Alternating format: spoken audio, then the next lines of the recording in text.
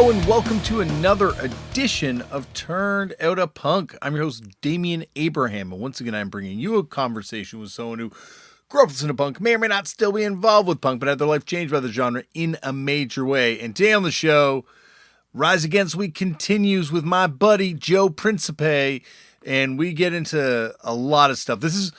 I wanted to have these two episodes together for so long because in Rise Against, you get two completely different pictures of Chicago hardcore through these two, through Tim and Joe's journey. Anyway, I'll talk about this one more in a second. But first, if you want to get in touch with me, head over to the email address, turnedoutapunkpodcast@gmail.com. That is run by my brother and show producer and guest booker extraordinaire, Tristan Abraham, and he will get the message to me. You can also find me on Twitter and Instagram at Left4Damian. If you want to support the podcast, the best way to support the podcast is by telling all your friends about it, letting them all know that we do this thing here. There's also a Instagram page at Turned Out a Punk run by Tristan, and a Facebook page, facebook.com/Turned Out a Punk. I think there's still even a Tumblr. There might still be even a Tumblr. But yeah, so you can check those things out. If you want to support the show, you can tell your friends about it.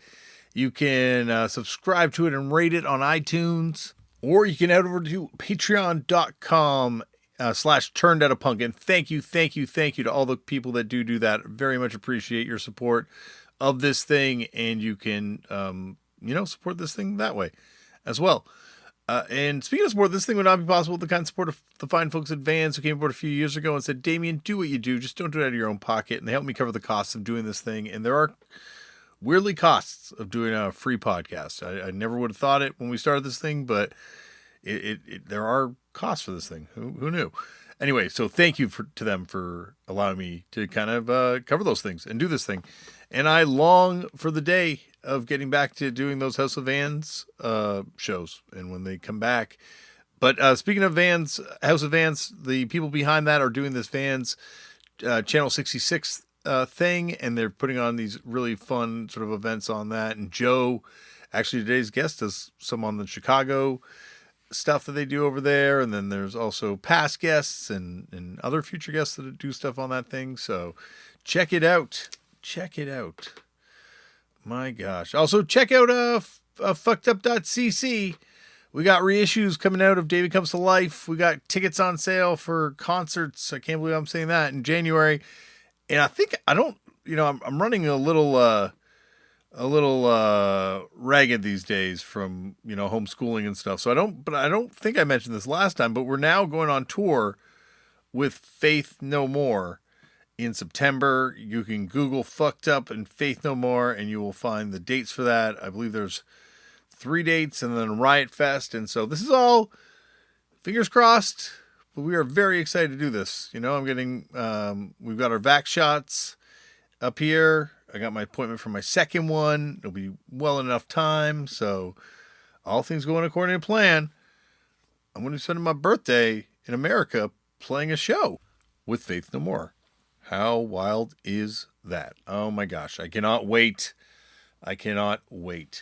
Speaking of not waiting, you're not going to want to wait a second more before we get into today's episode. Today on the show is my buddy Joe from the band Rise Against, and 88 Fingers Louie as well. 88 Fingers Louie are a huge band for me, and I still love 88 Fingers Louie obviously as well. He has since gone on to do Rise Against, of course, which as I talked about last week on the show, arguably one of the biggest punk bands in the world, and one of the biggest bands to come out of this thing. And we get into talking about that on today's show. And it's amazing when you look at this band, and it is truly pulling from like 4 kind of completely different scenes, all of which being punk, but it's especially the contrast in the both hardcore leaning scenes that Tim and Joe were from in the same city, and just how different those places were, considering that a few years earlier everyone kind of coexisted a lot more. It's I don't know, to me this is fascinating. This is why I do this podcast, to have these kind of conversations, and I'm hoping that there's some of you out there that find this interesting too. And if not, I'm still probably going to do them anyway. All right, let's get to the show notes. What was Martine's book is called Get Shot.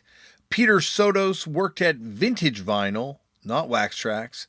Shades of Culture was the Montreal hip hop group we were thinking about, and shout out to Buddha Blaze.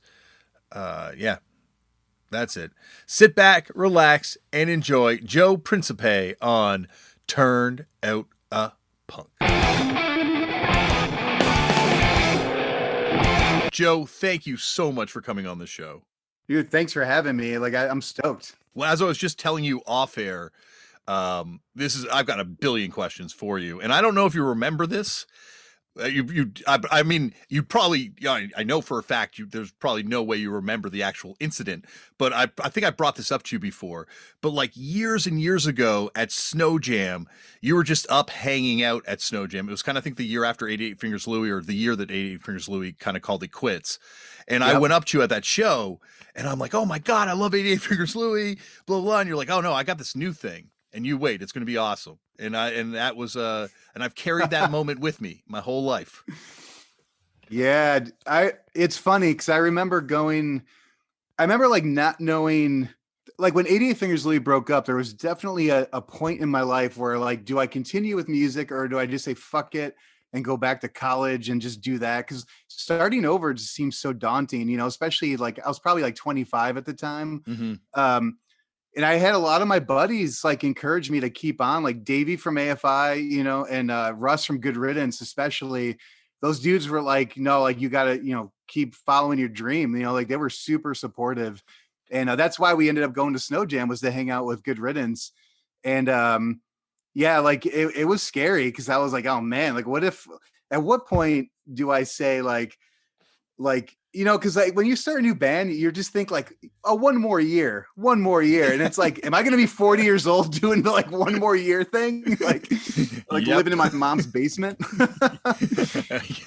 It's very possible. I think if it wasn't for, I definitely, I could see myself still having moved back into my parents' basement at a certain point.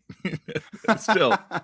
But we're going to get there. We're going to get probably not very far, to be honest with you, because there's so many questions I have. But before we get there, we got to start this thing off the way they all start off, which is, Joe, how did you get into punk? Do you remember the first time you ever came across the genre? Absolutely. It was definitely from my oldest sister, is 5 years older than me. And the first time I heard of like punk, or more specifically the Ramones, was the movie Rock and Roll High School. Like they aired it on MTV and my sister recorded it like on our VCR.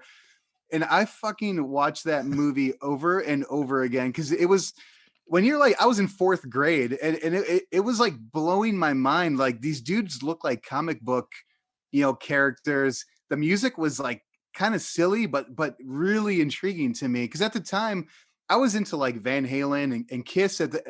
Kiss was probably my favorite band. Like my first favorite band when I was really young. And I kind of got exposed to classic rock from my cousins who lived next door to me. And they were definitely like way older than me. Like they were like probably 7, 8 years older than me. So they were into like AC/DC, Van Halen, Kiss, Black Sabbath. And I thought that was cool, but I just, like when I heard the Ramones, I was like, oh my God, like these guys are so silly and amazing. Like, and I watched it over and over. And then a couple of years went by and I went into my sister's room and I was kind of looking at her cassettes, and she had a bunch of mixtapes from, some of her friends. And I found a cassette and it had Circle Jerks' Wonderful, Dead Kennedys, Plastic Surgery Disasters, and the first Suicidal record. And I was like fucking blown away. All those bands sounded so different and they were just so unique from one another. And there was just something that energy just drew me toward it. Like I just couldn't get enough. And around the same time, I got into skateboarding, which led me down the Thrasher path and Trans World, and all, like I was exposed to more punk rock from Thrasher basically. And and that was it, man. Like I was sold. Like I just kind of dove headfirst into skateboarding and punk rock. And and also like at the same time, I had also been getting into like thrash metal. So like I upped my game from like metal to like Anthrax and Testament and Exodus, and even Metallica. Like I went that route, and then I went the punk and hardcore route as well. It's so weird when you look at Rock and Roll High School, the way the Ramones are presented in that movie, because they're like, if they're like presented as like just almost in such contrast to who they come across as in documentaries, like they almost come across, they're presented as Kiss in Dude, that thing. 100%. And that's why I was so like, I was just so intrigued by that, because yeah, you could tell like these aren't like the heartthrob like rock stars they're being portrayed as. Like these guys, like Yeah. like what sticks out in my head is that part like where they deliver pizza backstage, and like Dee Dee Ramone's like, oh, pizza, like I want some, and then the manager's like, oh no, Dee Dee, you need to eat, or Joey, like you need to eat wheat germ, and like, and I was like, this is how I remember the Ramones, just kind of quirky and fucking weird. Like, Yeah. Yeah. Were you into like any of that Chicago metal stuff that was happening too? Because there's like a huge underground metal scene around that time as well, right? Or is it just too underground? no, well, it existed in my mind only from the weekly entertainment magazine, or there was a weekly magazine called The Reader, and then there was Illinois Entertainer, which is the monthly. And I just remember seeing like all those names before I was able to go to shows. I remember seeing like there was Abomination and Devastation, and there's a band called Not Us. They Demented Ted, The Plague, like all these bands. They were always playing like metal clubs, and they were playing with like hardcore bands too. They were like crossover kind of thing. Um, so I think, Well, there's that Impulse Manslaughter, I think, oh, right? They were kind of crossover. dude, Impulse Manslaughter for sure. And yeah, and that drummer, Glenn Herman, the drummer for Impulse Manslaughter, was responsible for getting a lot of the local punk bands on his college radio show, which is WNUR. And I found out about a ton of old Chicago punk and hardcore bands from him. Like he was rad, because he was so submerged in like that whole like Bull Paul Stiff, Screeching Weasel scene, but he was also like, hanging out with Devastation, which Yeah.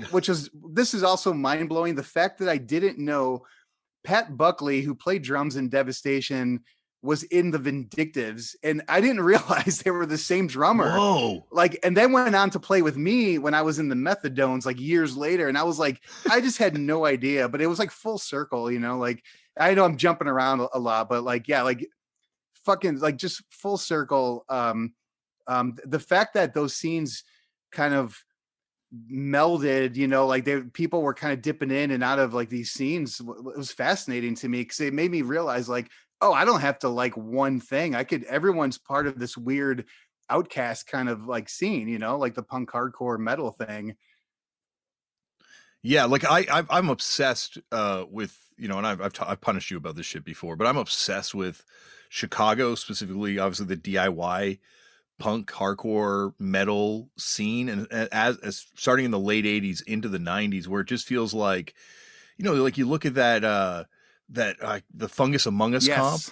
and you look at like the fact that you've got like Only the Strong on there, and Martine put it out, and Screeching Weasels on there, and I think Bopal Stiffs are on there too, or Gear. Yep. You're all of those, and you can't forget Vermicious Knids are on that comp. And Vermicious Knids is Guy Atchison, that famous tattoo artist, singing for that band. See, I had no idea about this. Yeah, This is fucking yeah, wild. Guy. It's funny because I brought it up to Guy once, and he almost seemed slightly embarrassed, or he didn't want to talk about it at all. Like he was just done. But yeah, so I would never brought it up, after seeing him after that. But yeah, that comp, like that comp is really good, like for what it is. Like, Yeah. yeah, it was such a legendary comp. Yeah, and it just feels like Chicago more than New York obviously has all these sorts of things going on at the same time, but it feels like everyone's spread out and they don't really interact in the same way. Everyone's kind of like coexisting in Chicago. Yeah, and that sums it up. And I really attribute that to like being smack dab in the middle of the two coasts. It's like there were bands, Naked Reagan especially, were really tight with the East Coast, like the Discord contingency, like Government Issue. And but then like West Coast, you kind of have like a little bit after the Naked Reagan like had started and play and developed their fan base. You know, Screeching Weasel got on Lookout, and then they had the West Coast Mhm. covered, and then that brought, so like the pop punk side of Chicago was like more West Coast, and then yeah, like then like that kind of like that blue collar Peg Boy, Naked Ray Gun, Bull Paul Stiffs, Big Black, you know, like that was to me, like in my head, I always associate it with like East Coast, you know. Um, but Yeah. it was great to be exposed to both sides of it. Yeah, it's just like it's so awesome that like there are these all these weird permutations. There's also like the touch and go stuff that's happening as well, and like the more grindy stuff, and like the it's just such a vibrant scene. But like, where did you kind of go after acquiring this, you know, this tape and kind of getting thrust into it? Like, what were some of the first like concerts you went to? It doesn't even have to be punk. Oh, I mean, my first show ever was, I was like 6 years old, and it was Kenny Rogers and Minnie Pearl at the Grand Ole Opry.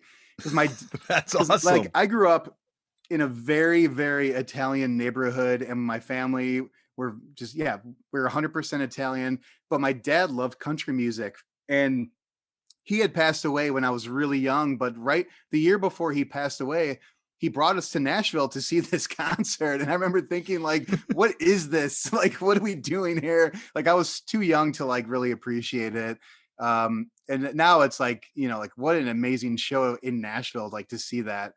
Yeah. Um, but then years after that, I didn't go see live music until the Bad Brains toured with Leeway. My first show was the Quickness tour, like 1989, at the Vic Theater in Chicago.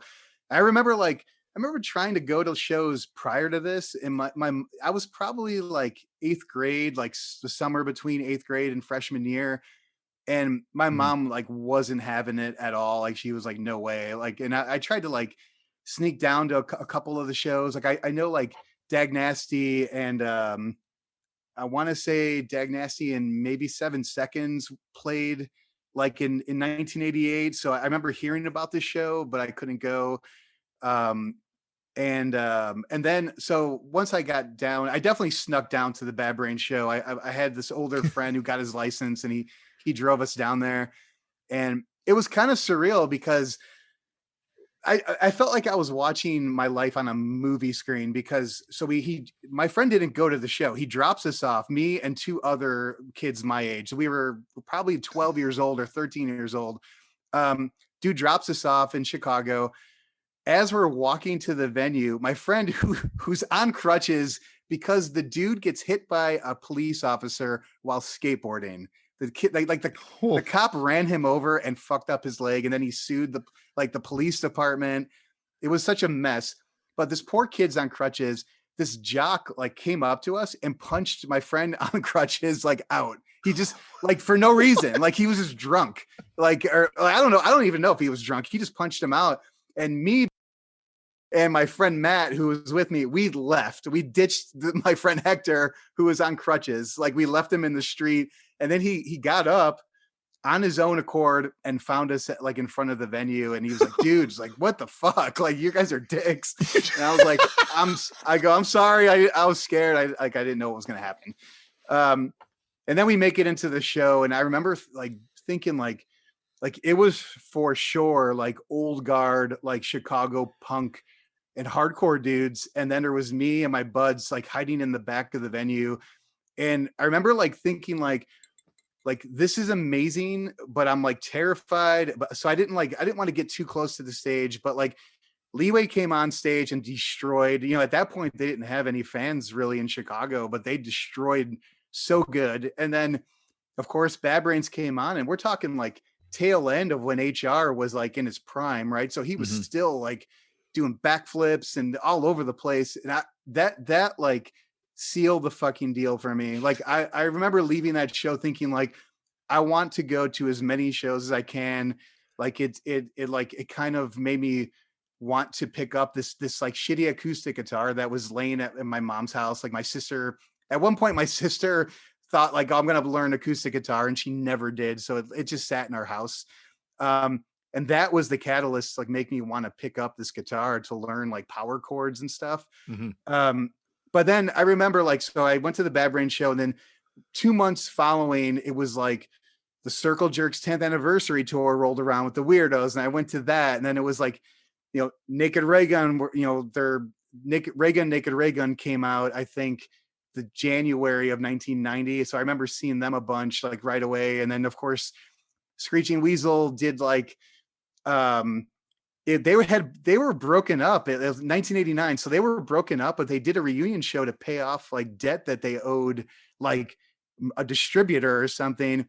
And the show, I didn't even realize what I was getting myself into. The show was insane. It was this band Contraside, who they were from Elgin, Illinois, and Contraside had Brian Peterson in the band, and Brian went on to book literally every one of the shows that 88 Fingers Louie did.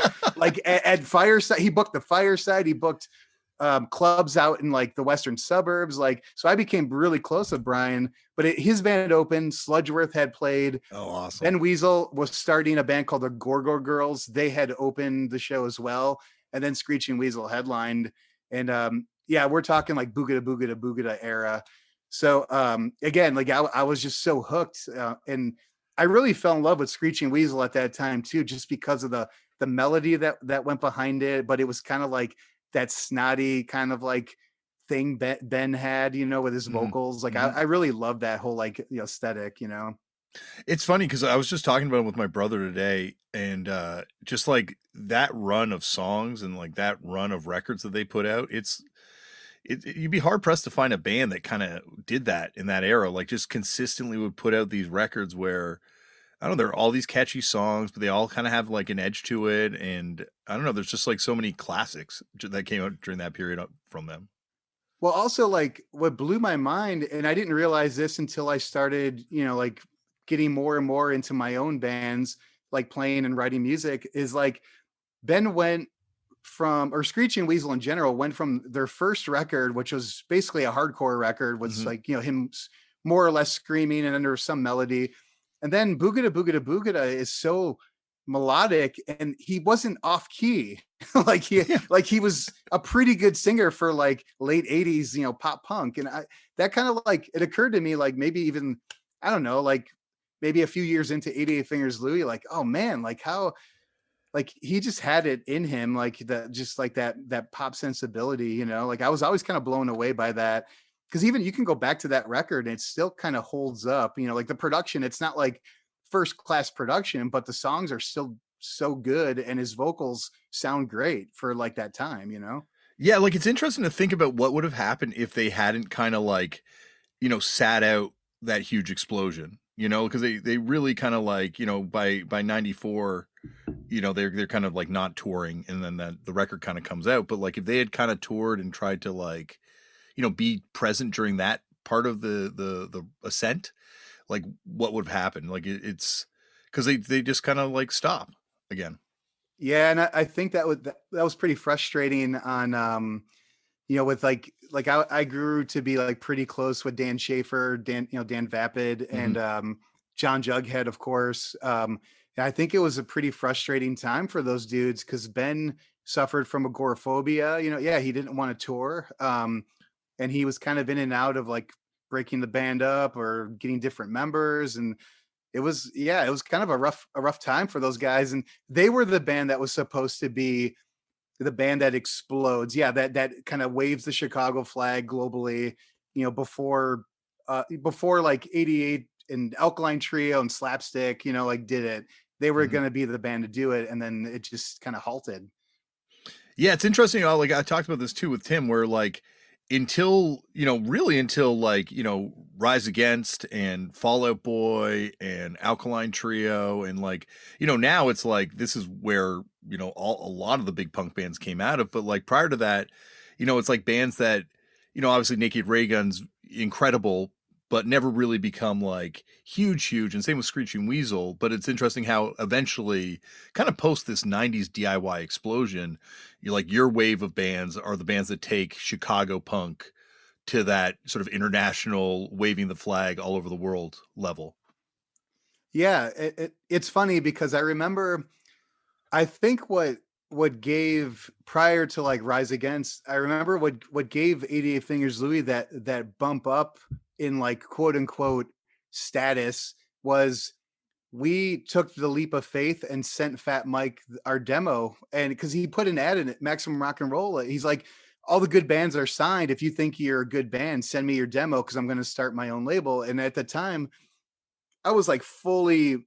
I had just discovered NoFX, and I remember thinking like these guys are like equal parts Screeching Weasel and Bad Religion, and I fell in love with NoFX immediately.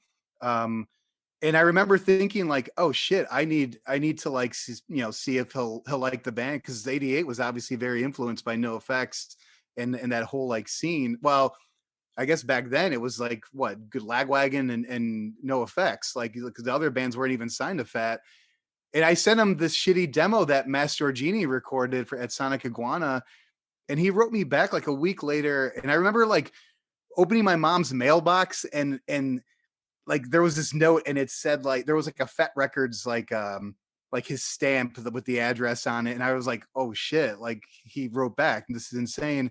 And he was like, hey, yeah, I want to do a 7-inch. And I was kind of like thinking like, well, this is it, this is like our big break, but at the end of the day, it wasn't like the biggest break, but it definitely gave us the start of our little career, because we went on to do like those couple 7-inches, and he didn't like our demos enough to do a record, but he definitely pointed us in the direction of Hopeless Records, and he got us, and that allowed us to break out of Chicago and go to Europe. Like I remember at the time we were like one of the first bands outside of like Naked Ray Gun to go to Europe. I mean, we're talking like January '94, and then it gave us the opportunity to play, as like Canada, like Toronto, Montreal, Quebec. Because Padge from Greenland like had called because he knew we were on Fat Records. He wanted to get us up there, so it definitely gave us our little start.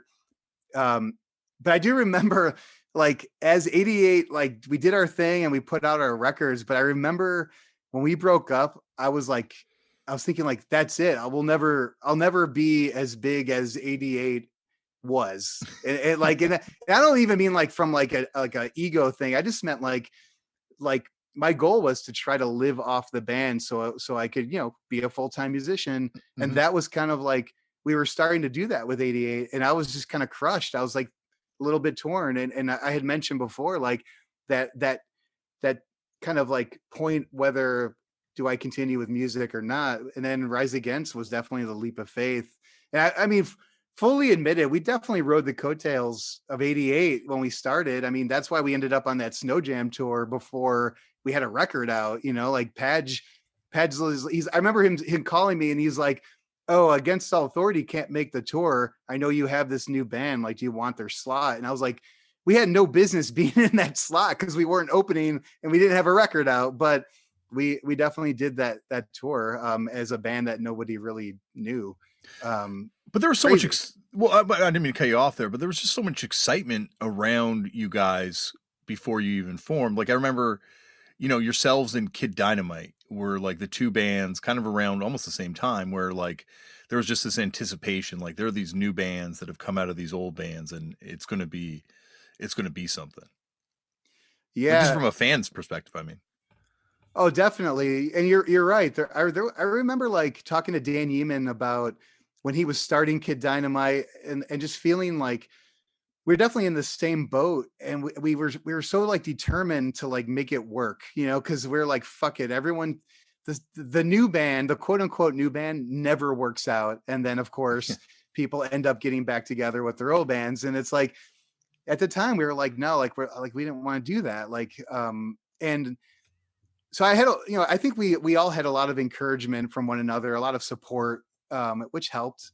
I definitely like, I peddled the Rise Against demo like out as much as I could to all of my touring friends, like, like East Coast buds and West Coast buds. And even like when we were shopping like the Rise Against demo, like Fat Mike didn't want to do it at first. Like he was like, it's like, dude, like, I'm sorry, like I'm not really that into it. And I was kind of crushed because I was like, oh man, like this is like our last hope. Because we sent it to Victory and Nitro and Epitaph, and I think we didn't send it to we didn't send it to Hopeless because of the weirdness after 88 had broken up and the relationship I had with Hopeless at the time. Hmm. But yeah, like, and then I remember telling Mike, just give it a month, keep listening to it. Like if it doesn't grow on you, then like fair enough. I no hard feelings. And he actually called me back and he's like, you're right. I love it. Everyone at Fat loves it. Like I want to do it. And I was like, holy shit, it worked. Like I actually convinced them. Like, And getting Fat Mike to admit he's wrong, that's like winning the lottery shit.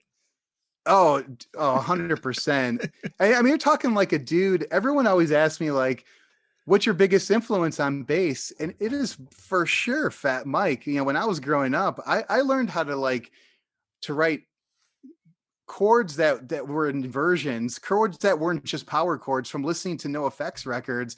And I learned like little bass tricks from listening to No Effects and Mike's playing. It's like, and he knows it. He'll poke fun at me still, like to this day. Like, but yeah, like I mean, such a huge influence. So the fact that like he wanted to do the record, like I was stoked, and but there was definitely like a little bit of like a weirdness in Chicago with like just like I remember being a little bit like split, like because when we formed, Tim had his group of friends and then I had my group of friends, and we're like a little bit different, like 4 years difference in age. So like a lot of people thought like the band wouldn't work out. They thought like, we came from two different sides of punk rock, and even like singing to the music that is the first Rise Against record. Tim wasn't used to singing along to that kind of stuff. And also like we were just kind of feeling each other out. Like we weren't really sure if it was going to work out or not. And then we just kept doing it. It was like every month we just kind of kept like reaching these little goals, like Mm-hmm. these like we got on the label, we started playing shows, like we found a solid lineup, and then it kept. I think that's why the band works, is because we do come from like these two different spaces in the punk genre, but the like blending of the two things kind of works out like to our favor.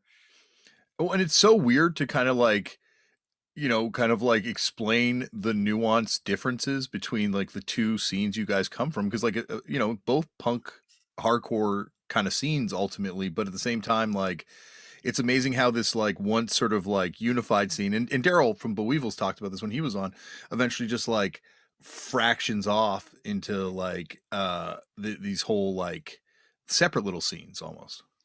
Oh yeah, for sure. And I remember at the time those scenes were not supportive of one another, at least from my perspective. It was like there was definitely like this okay, like I was definitely the fish out of water in the pop punk or the melodic hardcore world. I was a straight edge dude. I was kind of like the only dude that kind of claimed like to be straight edge or whatever. I just didn't drink. I didn't really go around like Xing up my hands. Mm-hmm.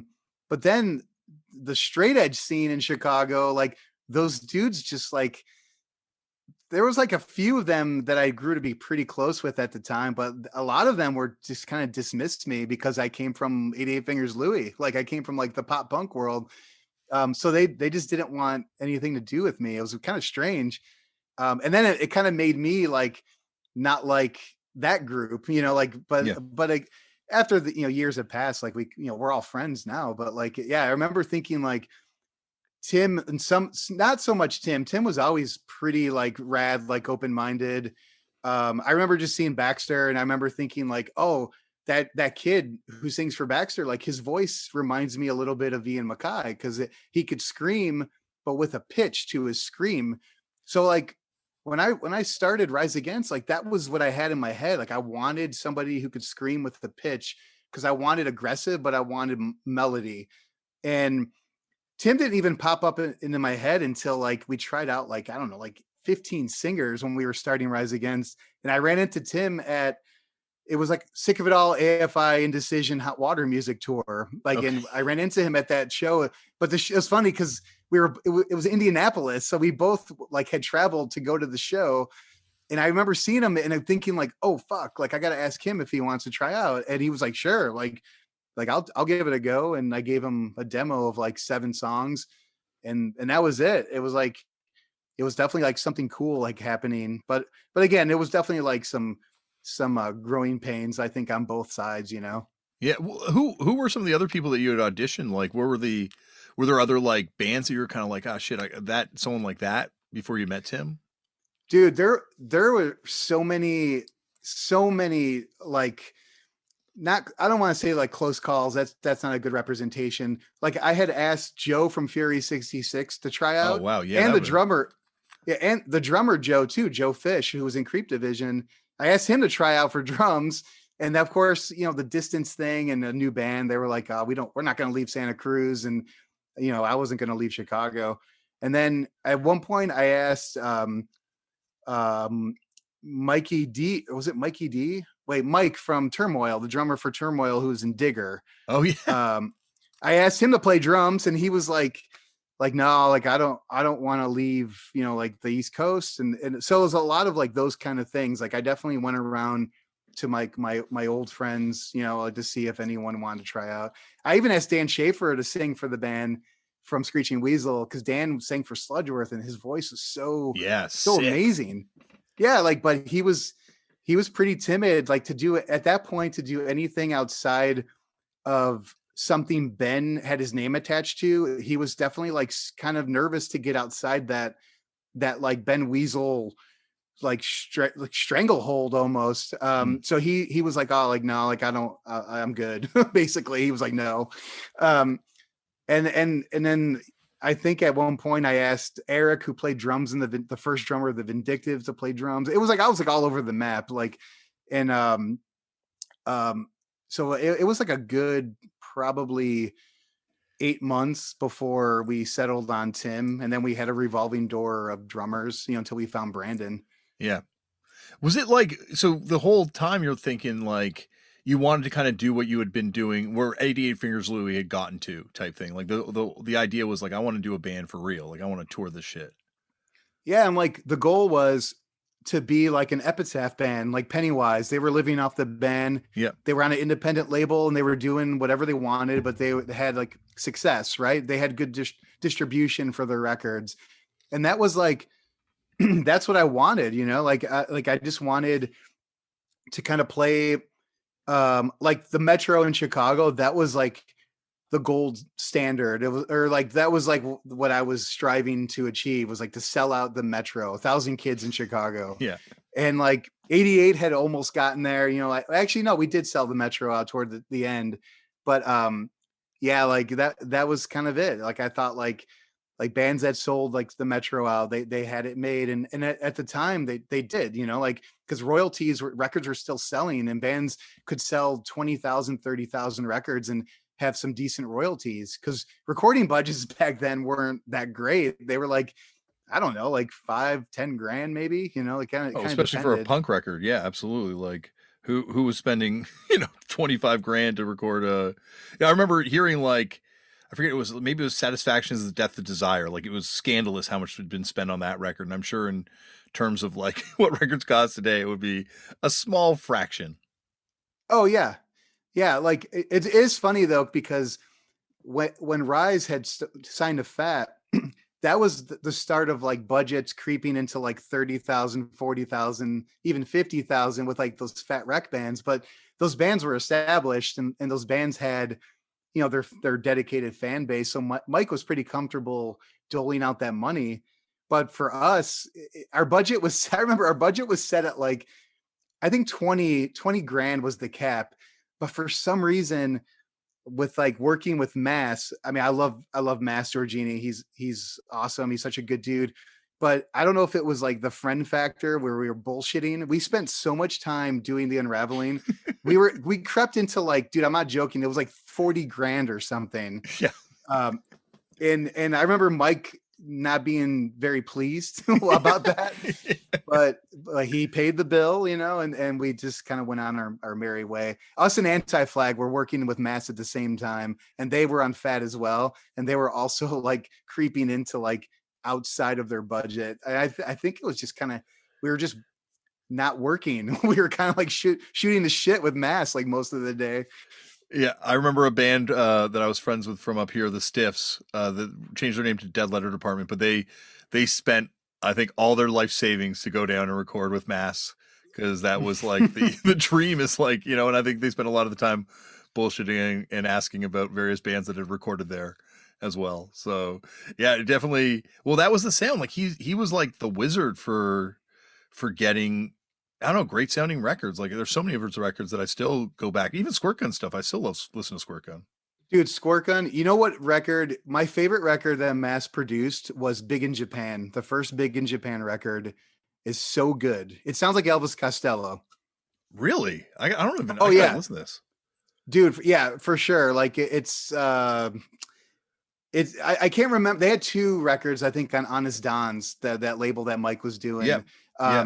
The first record is like there's not a bad song on the record, and the production, it sounds like it should. It sounds like early Elvis Costello.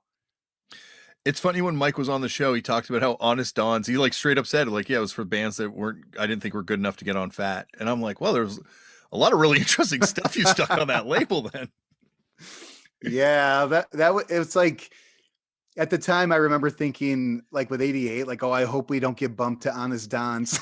like so it's so shitty. Like, but yeah, like it is funny though, because like back then when Mike had told me like I don't want to do the 88 record, and he's like, my friend's starting this label Hopeless. And I remember thinking like, Hopeless, like that doesn't sound very encouraging. And then Hopeless is like one of the largest indie labels like now. Today. Like they're Yeah. huge. Yeah. Yeah, like and like so I definitely owe Lewis from Hopeless like a lot. But well, I think you were yeah, I don't mean to cut you off on this, but I think you guys were also, like their ascent was also 88 Fingers Louie was the band to me in Canada. That's where I heard about Hopeless, from you guys coming here and playing and picking up the comp afterwards. Like I think, the two of you guys were growing together. oh yeah, because at the time Lewis did Guttermouth, and I think he had the Whitecaps Yeah. from Fresno. Yeah. And yeah, like you're right. They were definitely figuring out their distribution, like as we were growing. And Lewis, he just had like such a drive. Like he wanted to be Epitaph, he wanted to be Fat Records, and he definitely succeeded. Like goddamn, like I mean, the dude signed. He has All Time Low on the label, and he had Avenged Sevenfold and Thrice, and it's like just he had such vision, Yeah. Yeah. It's wild when you like look back at how much stuff from that era just like permeates the music industry, like in like, how many of these things wound up having like real lasting effect in still signing bands, or, like, as you say, like a bunch of bands on that label are like kind of just like mainstream rock bands completely removed from the past that we're talking about. Oh yeah, 100%. I think when our last record came out, Wolves, All Time Low had the #1 record like in America. Like the week our record came out, I was like, God damn it. Like this is that good for Lewis and good for All Time Low. But I was like, that what a just crazy shift. Like it's just like bizarro world. But yeah. I think Whitecaps to enter Shikari, is that enter Shikari? Yep. Like that must be one of the greatest stylistic leaps that has ever happened for a record label. Oh man! Oh wait, we can't forget Schlong, like Schlong, a Punk Side story. Classic. That is also a really under kind of heralded, like such a grandiose record. Like I remember hearing that as a kid, being like, "Oh my gosh, the amount of effort that went into this thing." Dude, for sure. I remember thinking like, okay, Dave Mello, and I remember checking multiple times, like this is the same Dave Mello from Operation Ivy, right? Like yeah, what a kind of bizarre time, like that late 80s, like Lookout Records and a lot of those bands like just kind of went on to do like strange but awesome things. I mean, you have like Operation Ivy, and then you have like Rancid exploding, and like, but then there was Schlong, and like do you remember that band, the Yeasty Girls? There was the Absolutely. Yeasty Girls. Joe, I would be lying to you if I said I wasn't sitting here right now looking at a Yeasty Girls demo. I love that. but Neurosis too, right? Like Neurosis on Lookout. How fucking wild is that? Oh yeah, yeah. exactly. Like, and I mean, so eclectic, like that catalog. Larry Livermore definitely had that vision. And then I remember like when I was, probably a senior in high school, it was, or maybe junior, I don't know, like it was when Screeching Weasel signed a Lookout. I remember talking to Ben at a show and he was selling Lookout records at the show. Like he was like, he had like the first Rancid 7-inch with him, and like he had like the Lookouts like 7-inch, and like just random things. And I was like looking, and it started to occur to me like, okay, this label is putting out Screeching Weasels. So I'm like, I want to find out how to get on this label because obviously they're doing something right. And I was so naive, and I'm like, Ben, like I'm Joe, and at the time I was in this band, I was in this band called Spoonless. Like we didn't even like, it was before 88 Fingers Louie. Like Spoonless was me and Dom, who was the first drummer of 88 Fingers Louie. And we were terrible. Like we were kind of like pop punk. And then we had like some weird like funk influences, but like Minutemen kind of, but I wasn't good enough to play like Mike Watt at all. Like it was terrible. And I remember like Ben, I'm like, how did you get on Lookout? And he looks at me, he goes, what's the name of your band? I'm like, Spoonless. He goes, well, you're not going to get on Lookout with a name like that. and then he goes, if you want to know my secret, I called them up and asked them. And then he ignored me. Like he turned his head, and I was like, all right, I get it. I'm going to fuck off now. Well, there's that song, like he Ben Weasel is he's an asshole. Like that is definitely an earned song, apparently. Oh yeah, exactly. I think with Ben, it's like I've definitely had my my things with Ben, he over the years, but he really is very talented. He's very intelligent, and I think he fucks with people in a way. It's almost like when someone's ultra smart and they play dumb on purpose, like I feel like Ben kind of had a little bit of that in him, like where he was just kind of like snarky, but he was always 2 steps ahead of everybody, Mm-hmm. It's also like so interesting to kind of think about that band in the relationship to like the early queercore stuff that was happening in Toronto, and then the fact that they also like weirdly have this connection like to the stuff that's happening with No Effects and stuff with Fat Mike singing on the records, and then obviously the Lookout stuff and the Chicago stuff. Like it is a band that somehow exists in so many different little worlds at once at the same time. Oh yeah, and also let's not forget the Riverdales, which was basically 3 members of Screeching. It was basically Screeching Weasel without Jughead. Mm-hmm.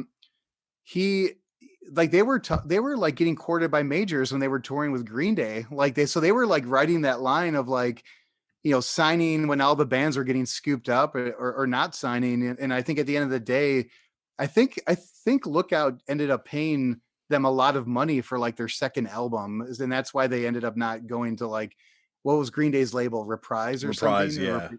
Yeah.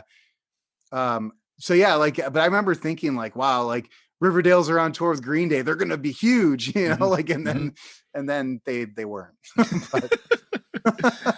One band that actually Dan Panic brought up when he was on the show, and he's the only person that ever seems to know about this band from Chicago's the Feds, and not the later Feds, but like the original Feds, which was like pre-Poster Children, and James from Smashing Pumpkins was also in the band. Did you ever see this band? Oh shit, no. You know what? I didn't even know about that band. Yeah, it's funny because Ken from the Bull Evils was in the later period Feds, like, or like the other Feds. The other Feds, yeah. But I didn't know about that Feds. That's interesting. I mean, and first of all, like what a great band. The Poster Children are such a good band.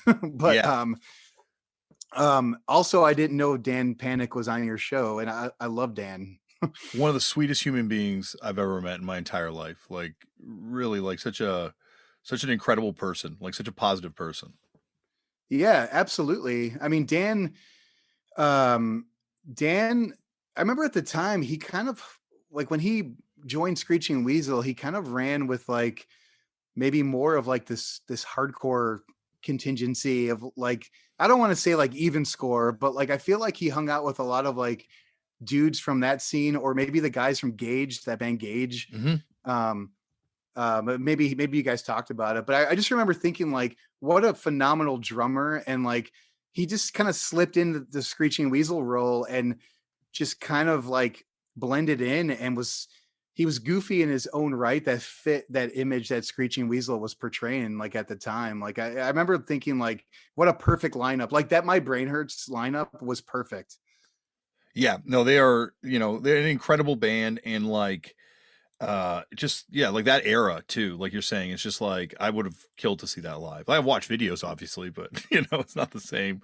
But Well, oh, go on.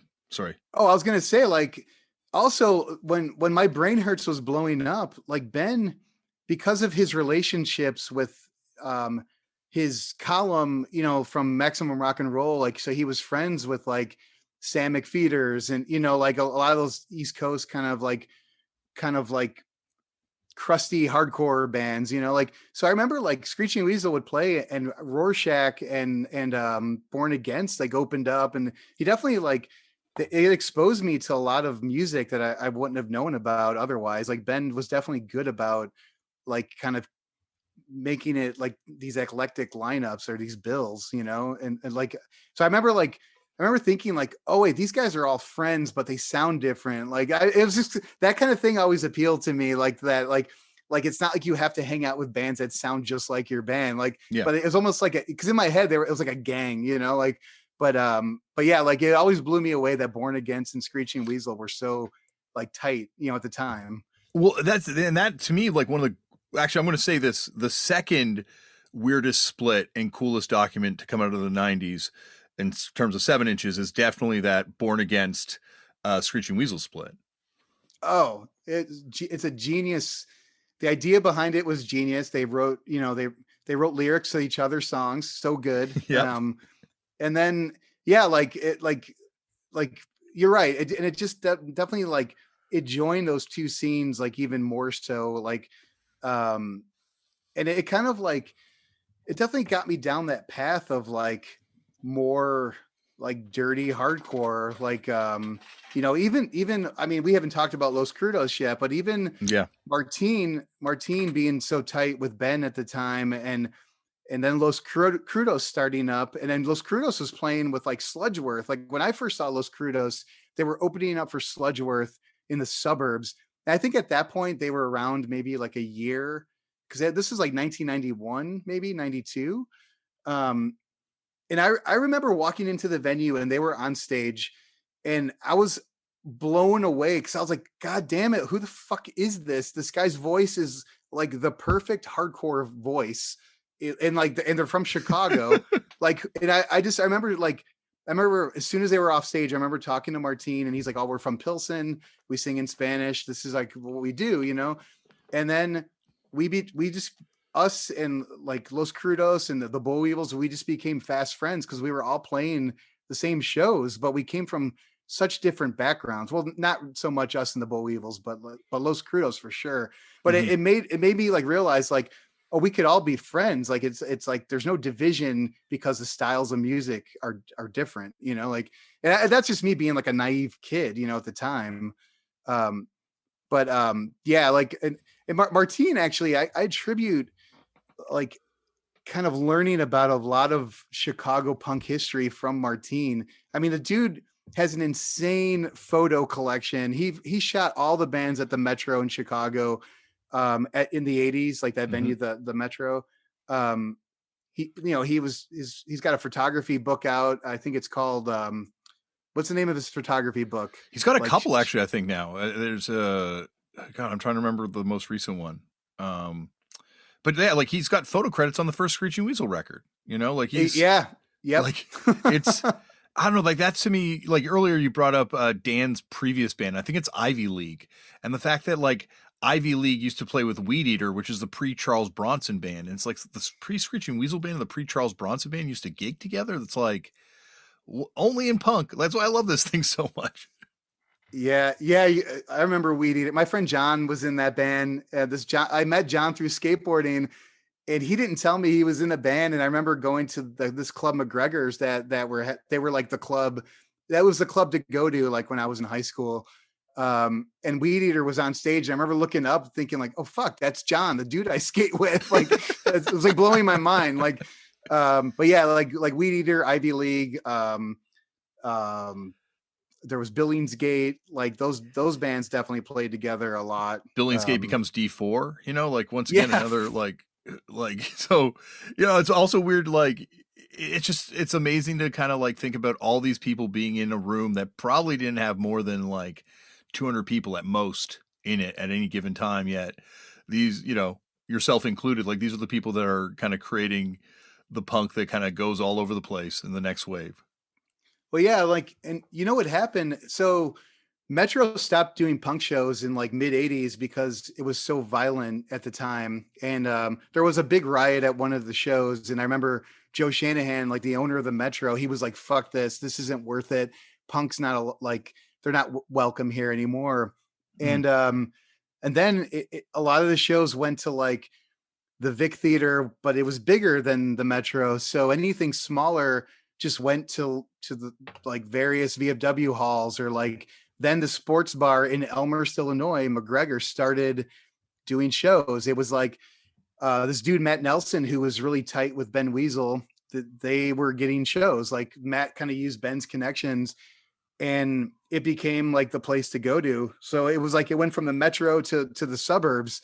And then you would get this kind of like strange mix of like Green Day played there, with like I want to say Iconoclast. I'm pretty sure they were they toured together. That's a tour. I'm pretty sure it was either. Wait, okay. Let me think back to my old man brain is like I'm dusting the cobwebs off. It's only because Iconoclast. Go on. Oh, go ahead. I was going to say Iconoclast to me are like one of the best bands of that era, and so that to me is anytime Iconoclast is mentioned, I'm unfortunately it's like one of those dog whistle words for me. Like I'm pretty sure either Citizen Fish toured with Green Day at this club, or it was Iconoclast and Citizen Fish. But then I want to say Iconoclast played with Jawbreaker at the venue too. It was all these like East Bay bands, they would always just go out together. And of course they all knew Ben because Weasel was on lookout, and then they would kind of like hang around town, or like, like stay in Chicago somewhere, or there was like Underdog Records, and they had a loft space. A lot of the bands would stay at Underdog Records. Which, by the way, like, again, what an amazing collective for that time, like Underdog Records. And they just allowed anyone to attend their weekly meetings. Like, so I would go with the Boll Weevils to like these meetings that Underdog Records had. And I remember thinking like, this is it. I've made it. Like all this punk rock, like royalty, like, and then I'm here, like, I was so stupid, but like, I remember feeling like pretty hot shit at the time. Well, it is like a who's who of Chicago bands at that time. Like, Wait, like I'm going to blow your mind. This will blow your mind. Yeah. I remember Rob Roy, who was in a band called Self Help Mantra from Chicago. He lived at the Underdog Records loft, and he was like, hey, my, like at that time, 88, I want to say 88 Fingers, it was right when Mike released the 88 7-inch with Propaganda 7-inch and Rancid 7-inch. He released those three at the same time.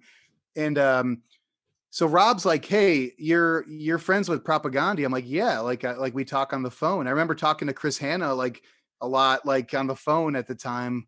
And they're like, oh, their friend Todd is going to be in town looking at art schools. And it was Todd from I Spy, who's now in Propaganda. I remember hanging out with Todd. Like I showed him around Chicago for like 2 days. And then we just went on to be like really good friends. Like it was just such a small world. Like, I mean, we're talking like Todd was probably like fucking 17 at the time. And same with me. Like we were just young kids, like it was amazing to maintain those friendships after all these years. Well, it's funny, like Moby was on and he's talked about how he hasn't made a single friend since he was in punk rock, is what he said. Like, and I kind of like, I'm like, yeah, it's weird how, I don't really keep in touch with anyone I went to school with, like high school with. I don't really keep in touch with many people I met in other jobs that I've had, but random kid I met at DIY Space, in Toronto when I was 14, you better believe that he and I still message. Oh shoot, yeah. I mean, it's like real. It's real family. Yeah. Like there's. It's like I wouldn't trade that for anything. It's like, but even for instance, like the first time 88 Fingers Louie played Toronto, it's like I'm pretty sure you had mentioned you were there. Yeah, at the Maybe Opera House, you guys played. Yeah, I'm trying to remember who opened. Hev's Duties, maybe. I think it was Hev's Duties. it was because I remember that was when we played. With Montreal, we played with Fair Warning, that band with the blind drummer. What? That's got to be one of their last shows too. It was for sure. It might have been their last show because I remember it was on New Year's Eve, and I remember Padge put us together, and Reset was opening as well. Reset was on the show. Pretty simple plan. Yeah, exactly. And I remember thinking like, okay, Reset was rad. They at that that band at the time reminded me of like Pennywise or whatever. And then Fair Warning was cool in their own right, but I remember it took me and Dennis from 88 Fingers Louie like a little while to realize that the drummer was blind. Mm-hmm. And I was like, oh my God, like this is amazing. Like this dude is so good. Like I was just blown away by it. Like there's definitely something like I'd never forgotten. Like but yeah, like so, but those relationships, it's like Johnny Bordenko booked that show in Toronto and Jill Heath. And then of course, how insane, like my mind was blown when Jill's like, oh, I put out the Articles of Faith in This Life record on Lone Wolf. And I was like, what? Like, what the fuck? Like, yeah. Jill, oh man. Jill is like a white whale guest for this podcast. Like I bought her negative approach test press offer through an intermediary source a couple years ago. And I was really hoping she just like, I'm like, yo, tell her to get back in touch because I would just like, yeah, like here's someone who booked all the Misfit shows when they came through, like it was like buddies with them, buddies with Sam Hain, took photos in the first Youth of Today record, took, like roadied for Rollins and Flag, like just like she is someone that I don't know, like it would make even the most hardened punk look like a poser by comparison. Oh, for sure. And what a fucking treat for me to realize she worked on Warped Tour. And the first Warped Tour we did, it's like I had a friend on the tour. Like I was like, oh my God, thank God you're here.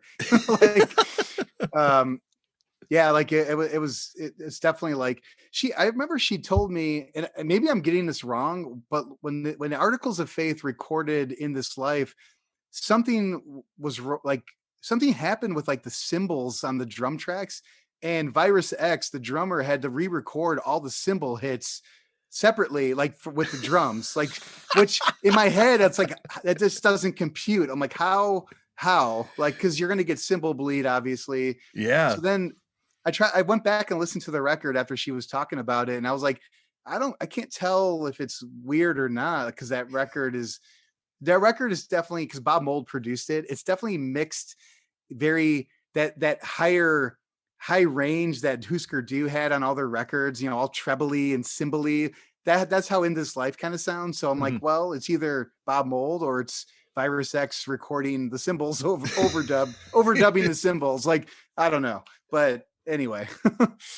That's wild. Going back to what you were talking about, Underdog, like, like you're saying how like you felt like you were in the who's who of punk being that, but like you kind of are, like Screeching Weasel, obviously, but like Cap and Jazz is on that label, like 8 Bark, who, Bo Weevils, like it's just like it's like a really awesome label, and Impulse Manslaughter too.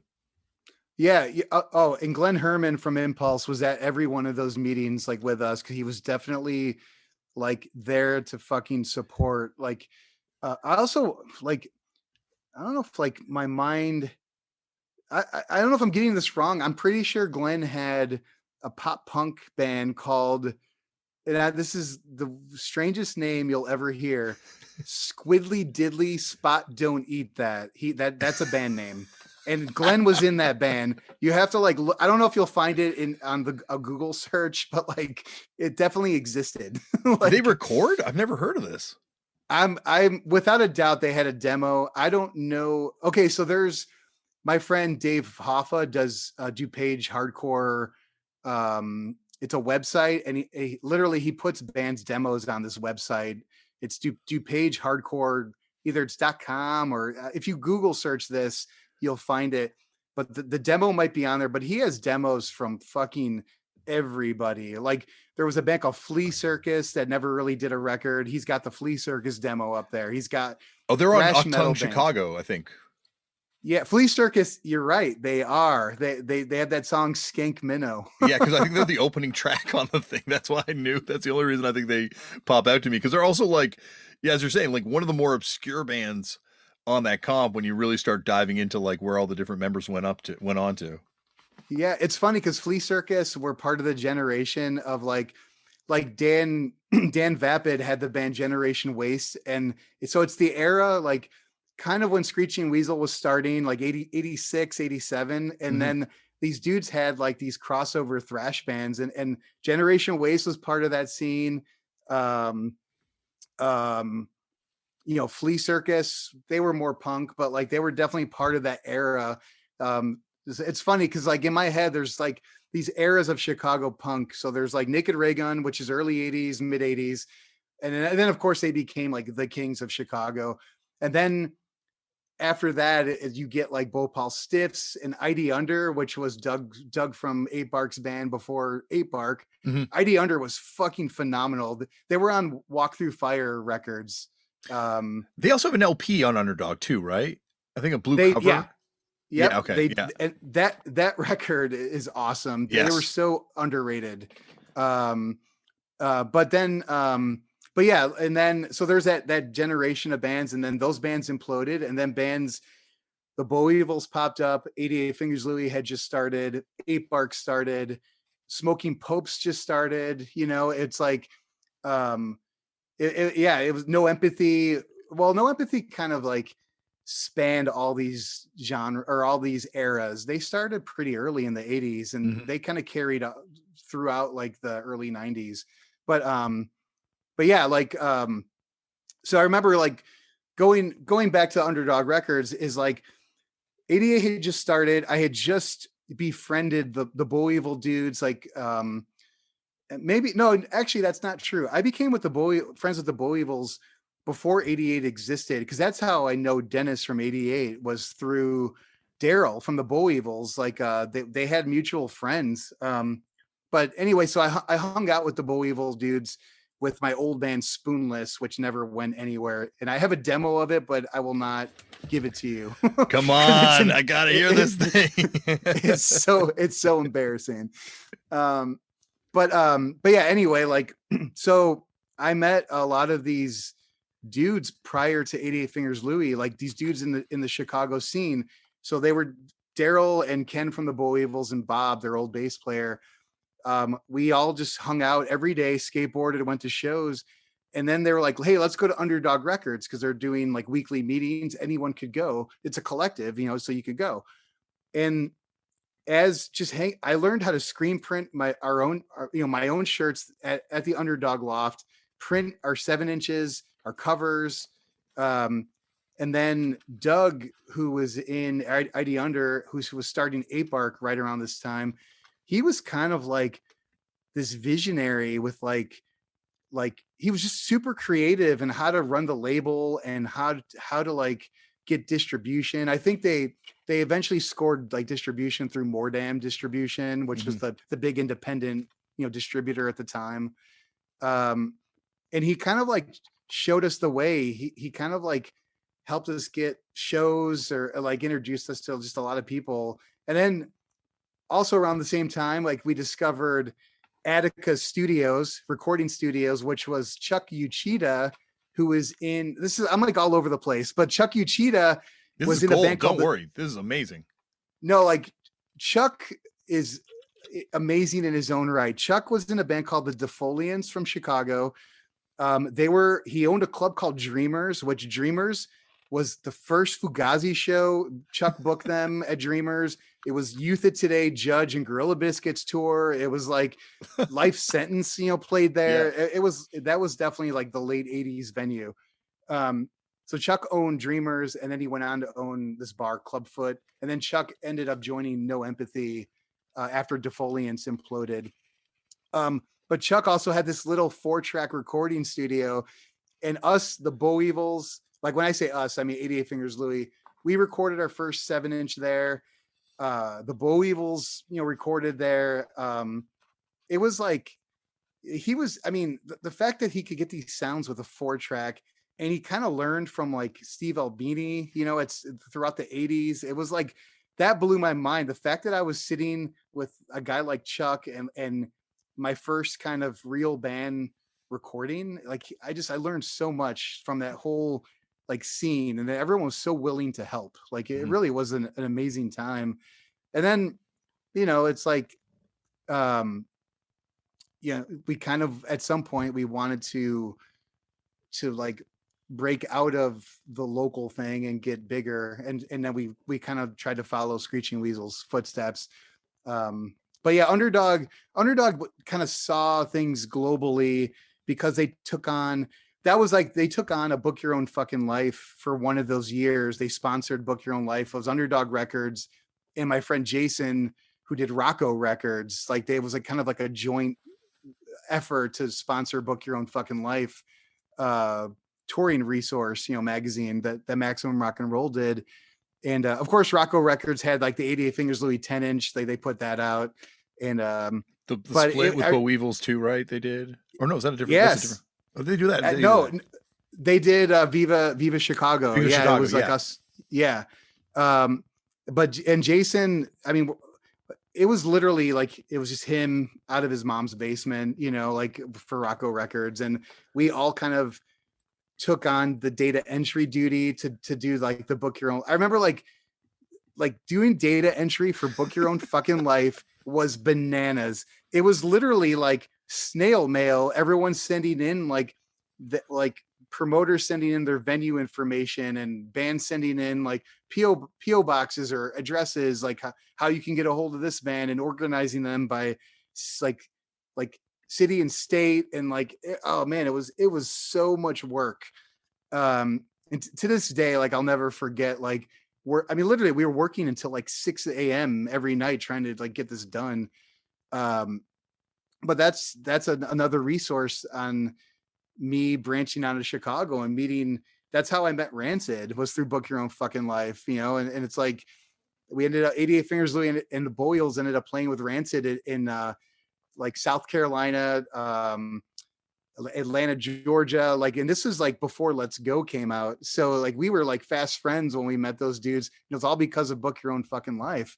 So it's kind of like just full circle. Like a lot of these, like all these roads that like I followed with labels and bands in Chicago all seem to kind of meet up in one spot, like at some point.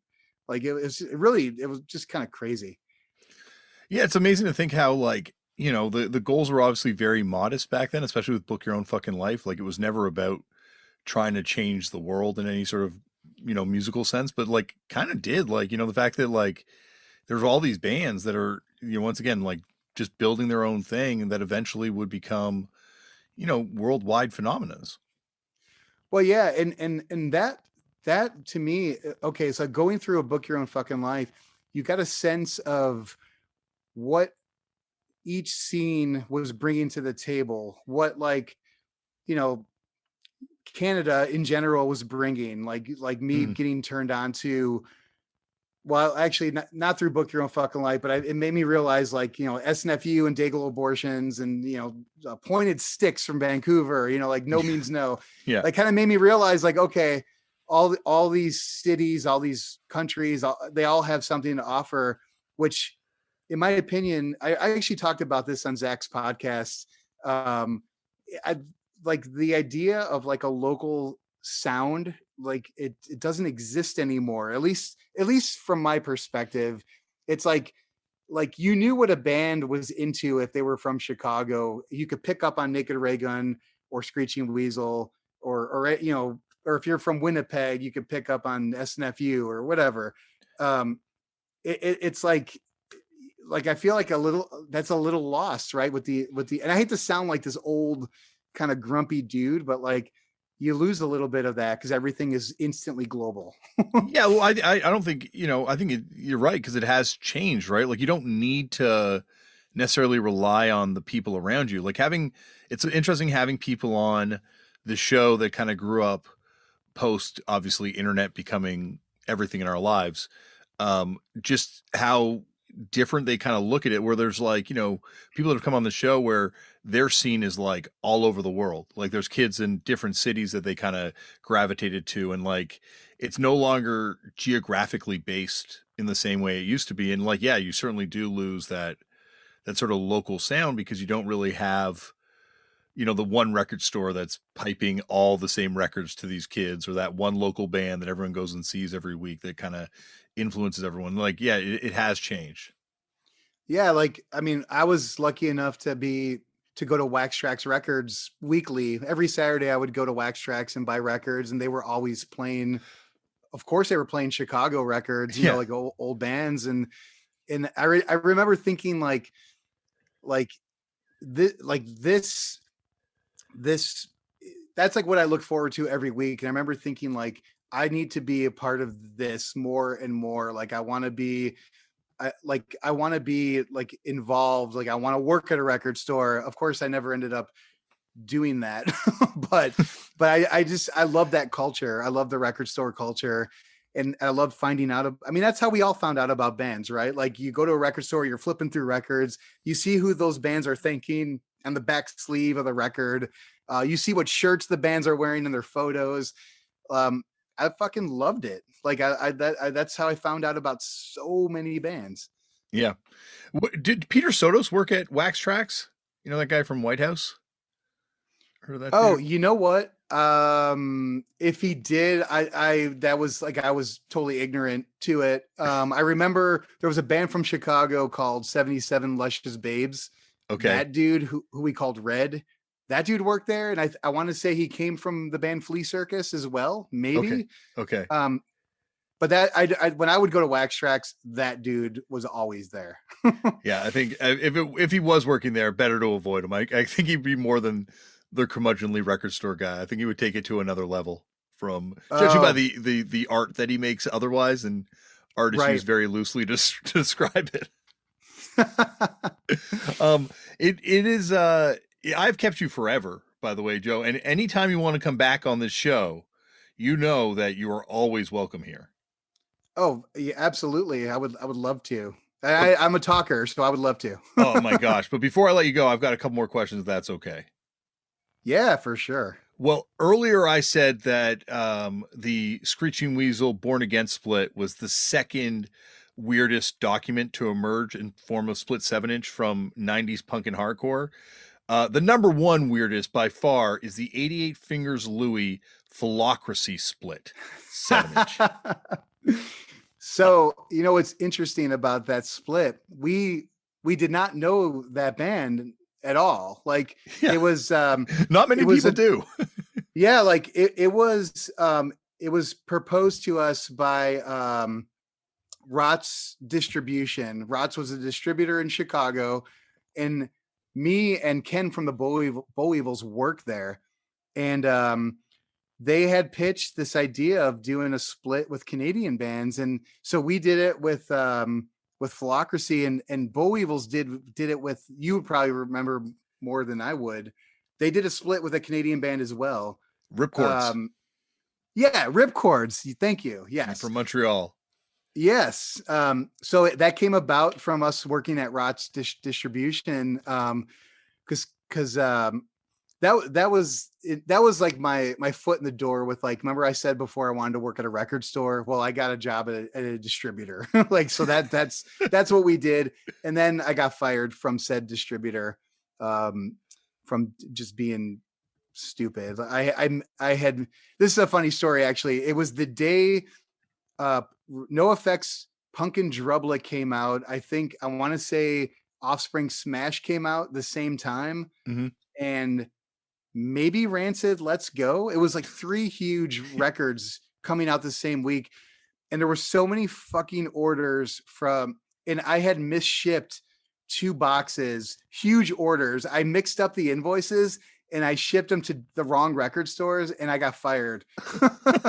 So I always tell Mike, like, I got fired because of no effects, but Yeah. you know, Blame it on Mike. That's what I say. That's the yeah, motto around here.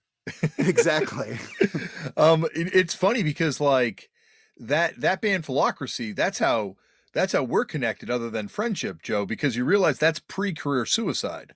Jonah from Fucked Up's other band. Are you serious? I had Yeah, no idea. the original drummer of Career Suicide, that was his band Philocracy, and they are very obscure in terms of Canadian bands, and that thing has always blown my mind. Like Ripcords, they were like a touring commodity.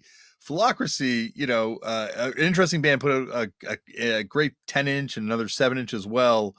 But yeah, always that is one of the. I love that record for no other reason than it is just like even more than the Screeching Weasel Born Against record, like a marriage that should not exist, but yet somehow does because of punk. Yeah, that was cool. It was cool that for that distributor, the two owners, it was a husband and wife team that owned it, and it was the wife's idea. And I remember thinking like, yeah, this makes sense. Like this is cool. Like expose the two scenes to one another. Like, so she was really really good about that. I just remember like working at this distributor, and Ken and I were in this basement. Ken from the Boll Weevils. We were in this basement working like super long hours, always. Getting paid probably minimum wage, I'm sure. Mhm. Um, but we were like surrounded by. Remember, there was that band, the Richies. I think they were from Germany. Yeah, They sound like the Ramones, right? There was exactly like the Ramones, and their whole vibe was being like the Ramones. Yeah, exactly. Yeah. We were surrounded by Richie's records and the Sperm Birds, which is I think Steve Martin's band. I think. I'm trying to remember who was in the Spermers, but I definitely know No, the records. or was Steve Martin and Spud Monsters? I'm totally Steve Martin's or and Straw Spud Dogs Monsters. and Straw Straw Dogs. Dogs, you're right. Sperm Birds, I think, are from Germany as well. Yeah, okay, so that makes sense because the husband and wife that owned the distributor, they were German, so they had a lot of German records. That makes sense now. They were going to corner this market by introducing the German punk bands to the Chicago market. That was For sure. The other split that also I think is fascinating too is that Bo Weevil's 88 Fingers Louie Funeral Oration NRA split. Just because I think I also love that Amsterdam scene from the same time with Funeral Oration and NRA, and like sonically it's like two scenes that are definitely rooted in hardcore, but like both bands are kind of, or both sets of bands I should say, are taking that sort of like melodic approach to it. Yeah, absolutely. And like I'd like to say like Funeral Oration were such a unique band, and for Hopeless to have the vision to sign them, um like no one sounded like that singer. I think his name was Peter. And I remember the first European tour 88 Fingers Louie did, it was like January of 95. We toured with Funeral Oration, and I remember they were so like inexperienced, but they've been a band since like what, the mid 80s or early 80s. 84, I think they started 83, maybe even. Insane. But they were so inexperienced with playing live, like, and doing like having like banter on stage and moving around. Like they were so stiff. And I remember at one point the bass player, his name's slipping my mind. Um, he had like a heart of gold. He was such a good guy. Mhm. But he saw how 88 Fingers Louie interacted on stage, and kind of had like a little bit of energy, and he would bump into the singer of Funeral Oration to get him to move around like on stage. Like I remember thinking like how amazing and silly this is. But that tour that we did ended in like a little bit of a like a not, it was a little tragic because not bad, like nothing really bad happened, except 88 Fingers Louie was leaving Sweden. Our driver was German, didn't really have experience driving a van in snow, which is blew my mind. He just wasn't that good of a driver. We were leaving Sweden to catch a ferry to go back to Germany to play 10 shows with Battery. It was like Battery's first like the European tour. And so we crossed on the ferry. No, we were on our way to the ferry in Sweden. we rolled our van because the Oh guy wow. didn't know how to brake in snow. Dennis got hit in the head with like our metal like money box, like the little tin money box that we had with us. Hmm. How idiot kids, like we thought like, oh, this is secure. It's a little shitty tin money box with a crappy lock. Anyone could have just broken it open. But like anyway, we thought we were being like smart and insecure. But he gets hit in the head, and we canceled the rest of the tour. So we never ended up playing those shows with Battery, which we still talk about to this day. That like with like Brian McTurnan, you know, like that Yeah. we just missed crossing paths back then. And they basically didn't stop touring Germany after that. Like it felt like they were like a band that just would, every time I look through Max Rock and Roll, I'd be like, fuck, are they ever going to come to Canada? They seem to be in Germany all the time. Yeah, for sure. They were definitely one of those bands that latched on to the German only touring. You know, Yeah. it was. I mean, Germany had such a you know strong. I mean, they loved American hardcore. They Mhm. loved that whole like scene, right? So like, it was a safe bet to go to Europe and come back with a little bit of money at that time. Oh yeah, and you'd be fed, like you'd be like, it's a cliche that everyone talks about, but like it is definitely a lot less grueling, especially in like the late mid '90s than American touring or Canadian touring, definitely. Oh, although wait, speaking of Canadian touring, so that those first four shows that 88 played in 94 in Canada. So we flew into like Quebec, and Padge Williams, Padge Williams, Greenland. Yeah, Yeah, like he picked us up in like no, I'm sorry, we didn't fly in. We drove from Chicago straight to Quebec. That's right. And our van breaks down in Quebec City, and we still have Montreal or Toronto and Montreal to play. So it was three shows. So we leave our van in Quebec, and Padge had one of his buddies.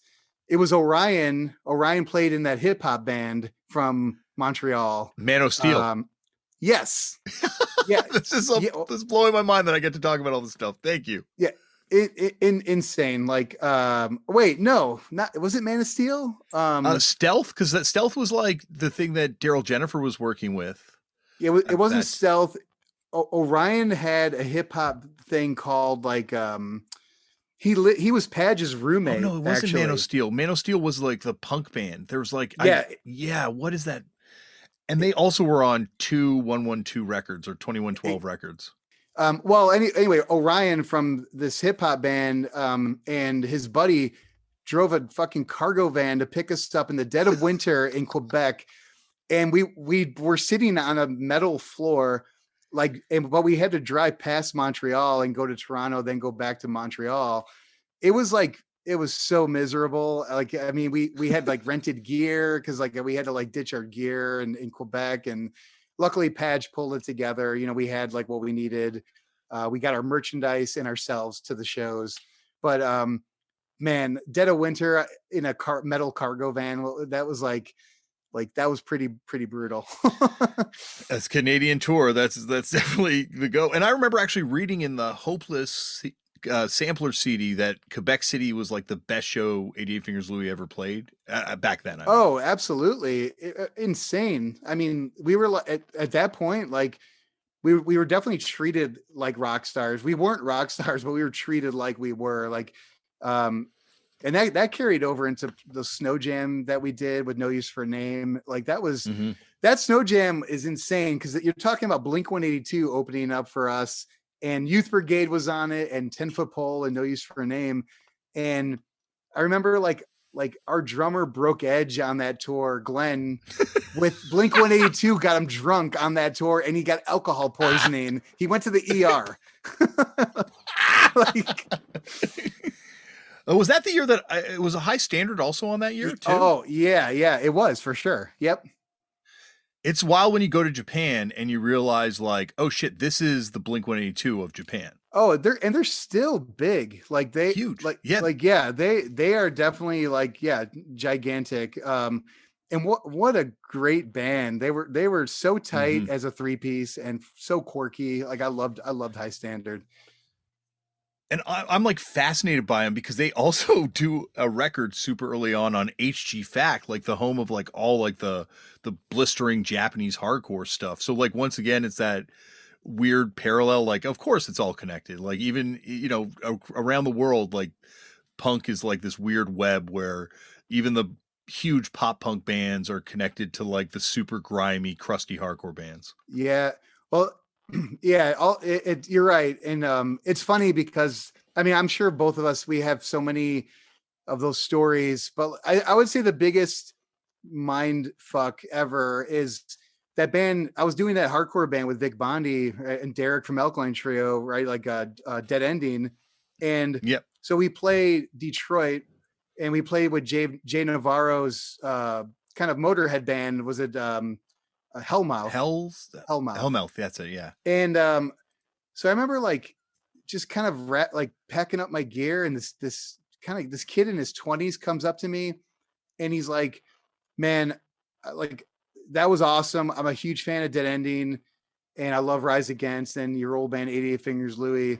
And he's like, "I bet you're a big fan of my dad." I'm like, "Who's your dad?" He goes, "Tesco V." And I was like, "No fucking way!" Like, I was like, "Oh my god!" I was like, "Is your dad here? Like, I want to talk to him." Like, Yeah. but I just remember thinking how cool. Like, it's like just that 6 degrees kind of like thing, you know? Yeah, well, like it's like earlier you brought up the Underdog Warehouse. I had Amy Dumas Lita, like WWE Hall of Famer wrestler, and she was like, "Yeah, I used to live at the Underdog Warehouse in Chicago," and it's like, "Oh shit, yeah!" Like we're all weirdly connected through this, or the fact that like Beto O'Rourke and Cedric were in that band Haas together, and they toured with Feist's old band across Canada to probably like no more than 25 people a night. Oh shit, that's right. Well, I remember that band. I didn't realize Cedric. I didn't realize they were in that band. Yeah, Cedric's like the original drummer. It's like Beto is the singer, and Right. Cedric was the drummer, and they somehow snuck into Canada. He wouldn't go into details. Cedric was on the podcast. He's like, I can't really go into the details of how it happened, but we got into Canada, and they end up touring with Placebo, the Canadian Placebo, which was Feist band, That's and it's insane. it's insane. It's so weird, but like, and I think in Chicago, like the fact that you got like these Fireside Bowl shows where you got like, CM Punk working there, you got like all these like bands that would wind up doing all these different things and all these sort of like disparate places and in music and coming out of punk rock. Like it really is such a vibrant scene. Yeah, and I've said this before, and I'm like 97% certain us, the Bull Evils, and the Meshuggahs played the first show at the Fireside. That is what a weird bill Like, too. What an awesome if bill. if not the first, then second for sure. And it was before they had a stage. And we were supposed to play another like VFW hall in Chicago, and it got shut down. And the promoter, this dude Dave Eves, who was also he partnered up with Brian Peterson from Fireside, um, moved us to this like back then it was like, oh, you're playing a bowling alley now, and I was like, what? And then all I knew about the Fireside was Naked Raygun had played there in the 80s at some point. And there was literally like 20 people at the show, of course, but like I Dennis from 88 and myself, we're fairly certain that was the first show. It was either that or like or punk when Punk Planet was starting, they did a benefit at the Fireside, and that was one of the earliest shows as well. So I don't know, it was either that or our show, but yeah, it was crazy to think about that and to kind of date myself. Well, you talk about this like, like playing a bowling alley, but I remember as a kid, like that was like the fabled bowling alley, like watching these like videos of like Screeching Weasel playing there and just being like, one day I'm going to go to that bowling alley and maybe play a show. Oh yeah. Yeah, like and prior to that, you need to do yourself a favor and Google McGregor's in Chicago, because that was like right before Fireside. Check out the shows from this venue, McGregor's. Literally, like, I mean, you'll probably find that Iconoclast show like on YouTube. Just insane shows at this place. I mean, um, but yeah, then luckily we were lucky enough to have Fireside after that. And luckily, Jim, the owner of the Fireside, like he was like, "Oh wait, I can make more money doing this than actually bowling." So he never, yeah, obviously no one was bowling at the time. Like it was all shows. Yeah. Ugh. um, as I say, this has been incredible. And Joe, anytime you want to come back here and nerd out about Chicago, please do. Yeah, absolutely. Thanks for having me. Thank you, Joe, for coming on the show. And you heard right there, we got a lot more to talk about. So Joe will be back for a part 2 at some point in the future. And check the feed, because there might be another episode dropping at some point over the weekend as kind of a wrap up this little mini Rise Against week that I did on the show. And Brandon's got to come on eventually, because Zach's been here so many times, but we still have one more to go. There's some bands where I've nearly got the complete set, and if you're a collector, completing the set is what the ultimate goal is, and then you just move on and try and fill that void with something else that can never be filled. All right, let's move on. Coming up later on the show, in addition to the other episode that might be dropping over the weekend, but I mean at the end of the weekend, probably on Tuesday, I'm hoping on Tuesday, we have a doozy. It's one of the longest episodes, definitely one of the longest ones, with Larry Livermore, founder of Lookout Records, vocalist in the Lookouts, in the Potato Men, and also, and this is the part that to me, I don't know, it's probably in the book and I missed it or do not remember reading it, but also a legit White Panther. You used to answer the phone at the White Panther headquarters. We got some great stories on this thing. Holy gosh, this is worth your time. This is, if you're expecting, me to ask him about Green Day questions and questions, don't, no. He gets asked that shit all the time. We talk about Up, and oh my God, am I excited for you to hear this one. Thank you everyone for bearing with me. Once again, I am doing juggling a couple different things right now, so I'm a little tired, a little spacey. So if I seem a little spacey on these intros and outros lately, it's because I'm normally recording them very, very late. So thank you for bearing with me on this thing. We're gonna get some sleep when kids go back to school. I think that's my goal. One day I will sleep again. One day. The thing I say at the end about meditation, I really do stand by it. It's really meditation. Also, I recently discovered coffee. That's helping me a lot. So, anyway, that's it. Remember, as always, Black Lives Matter. The lives of Indigenous people matter. We need to protect trans kids, and we need to help trans people protect themselves. There needs to be a stop of hate and violence towards Asian people, and hate and violence towards people of different faiths and just people that choose to believe in different things. Like, these aren't political issues. These are just basic human rights issues. Go out right now and get informed about what's going on in this world. There's lots of places to read up on stuff. If there's organizations that move you with the work they're doing, find ways to donate. It doesn't have to be money. Maybe it's time. Maybe you can volunteer some other way. Fuck Nazis, smash fascism. This shit is not new. This is old. This is like Punk 101 shit. Punk 101 shit. Go out there and do something creative, Start a podcast. Anyone can do this shit. This shit is, look at it. Like, just anyone do this shit. But maybe try to start a zine, start a band, start, it have to be a band, do something creative, draw a picture. You don't even have to share it with anyone, but it helps your mental health. As I mentioned before, meditate if you, are so inclined. You can't force anyone to do something they don't want to do. I found that it's really helped me. What else? Sign your organ donor cards. Cause they don't take them when you're still using them. is go for them when you don't need them anymore. And so, like, who the fuck cares? You know, and it will make all the difference in someone's life. I can tell you from personal family experience. And hug the people around you. Try and love the people around you. I sound like a hippie, but you know, maybe the hippies were wrong, but the ideas were right. You know, they were right about that weed stuff, apparently. Speaking of which, listen to Oil and Flowers, Buddha Blaze, as I mentioned off the top. Well, I mentioned Buddha Blaze. I didn't mention Oil and Flowers, but check out Oil and Flowers. And that's it. I think that's it. Stay safe.